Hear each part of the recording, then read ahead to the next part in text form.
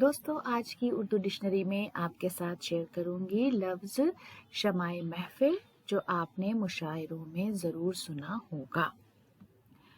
دوستو شمع محفل کا مطلب ہوتا ہے وہ موم بتی، وہ شمع جو کسی محفل میں روشن ہو اور محفل کی رونق کے لیے بھی اس کو ہم استعمال کرتے ہیں۔ عام طور پر پرانے زمانے میں جب مشاعروں کا کلچر تھا تب یہ ہوتا تھا کہ جس کے سامنے وہ شمع رکھی جاتی تھی اس کو اپنا کلام سنانا ہوتا تھا۔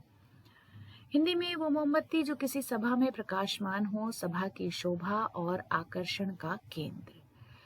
Lamp of assembly of beloved idol, center of attraction, the candle or lamp passed from one poet to another, indicating whose turn it is to recite. تو یہ ہے شمع محفل کا مطلب۔ اب آتے ہیں جملے کے استعمال پر۔ جو محفل میں آتے ہی چھا جائے صحیح معنوں میں وہی تو شمع محفل ہے، یعنی محفل کی رونق، اٹریکشن آف محفل کون ہے؟